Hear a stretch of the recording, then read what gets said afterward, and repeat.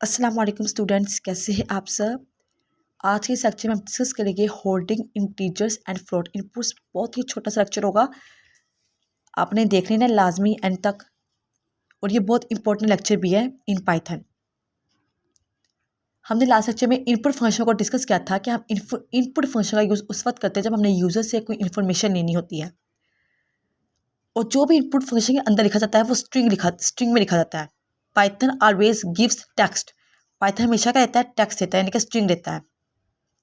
लेकिन बाज़ वक़्त ऐसा होता है हमें नंबर चाहिए होता है कैलकुलेशन करने के लिए। ऐसा भी है ना, ज़रूरी तो नहीं कि हमें पास एक स्ट्रिंग ही चाहिए, एक लिखा हुआ टेक्स्ट ही चाहिए।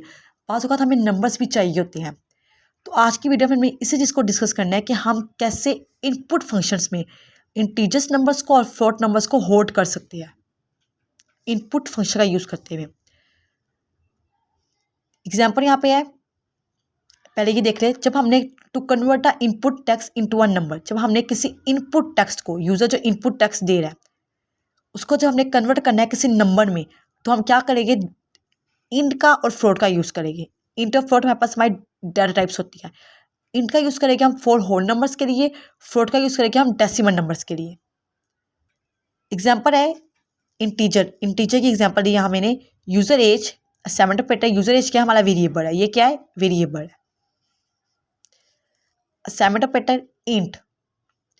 अब हमने यहाँ पे, अब फॉर एग्जाम्पल आप समझिए हमने इंट मैंने यहाँ नहीं लिखा हुआ, मैंने इंट नहीं लिखा हुआ, मैंने लिखा हुआ इनपुट, इनपुट फंक्शन यूज़ किया हुआ है एंटर योर एज। आउटपुट में शो हुआ एंटर योर एज, और आपका कर्सर यहाँ ब्लिंक कर रहा है। जैसे यूज़र कोई एज एंटर करेगा वो यहाँ पे आ जाएगी, 21 एज आ गई। यूज़र एज जैसे आपने वेरिएबल डिक्लेयर किया, मेमोरी में जाके जगह ले ली, यहाँ पे यूज़र एज आ गया, यहाँ पे आ गया 21 आ गया, ठीक है। लेकिन अभी ये 21 क्या एक स्ट्रिंग है, 21 हमारा इंटरप्रेटर्स को एक स्ट्रिंग समझ रहा है।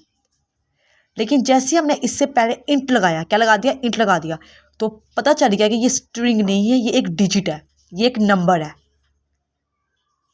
आई होप आपको ये बात समझ आ गई होगी, ठीक है। और प्रिंट होके क्या आ गया, your age is user age, user age क्या थी 21 प्रिंट हो गया। सेम फ्लोट के लिए भी यूजर हाइट ये हमारा वेरिएबल है, 7 पेटर फ्लोट हमने यूज़ किया हुआ है enter your height in metres, अपनी हाइट मीटर्स में दे। आउटपुट में शो हुआ enter your height in metres, ये कोलन के साथ आ गया। अब यूजर हाइट अटैक कर रहा है। फ्लोट नंबर्स के होते हैं पॉइंट वाइज नंबर्स, और होल नंबर्स पॉइंट के बगैर वाले नंबर्स। 21 एक पॉइंट के बगैर था, ठीक है। तो हाइट यूजर अपनी एंटर कर रहा है 1.75 मीटर, तो ये हाइट यहाँ पे आ गई 1.75 मीटर। अब ये क्या है, ये एक स्ट्रिंग नहीं है क्योंकि हमने फ्लोट लगा दिया है, ये एक हमारे पास डिजिट है, ये नंबर है हमारे पास। लेकिन अगर हम फ्लोट ना लगाते तो हमारा इंटरप्रेटर को क्या कंसिडर करता, स्ट्रिंग कंसिडर करता। सेम प्रिंट हो के आपके पास आ जाएगा your height is user height देखिए मैंने इन्वर्टेड कॉमास के अंदर नहीं लिखी हुई, तो यूजर हाइट नहीं लिखा हुआ आएगा, इसकी जो हाइट है यूजर की वो लिखी हुई आएगी। तो हाइट क्या थी 1.75 मीटर, वो लिखा हुआ आ जाएगा, और ये मीटर साथ लिखा हुआ आ गया। तो इस तरह से हम अपने इनपुट फंक्शन में इंटीजर्स और फ्लोट्स को होल्ड कर सकते हैं।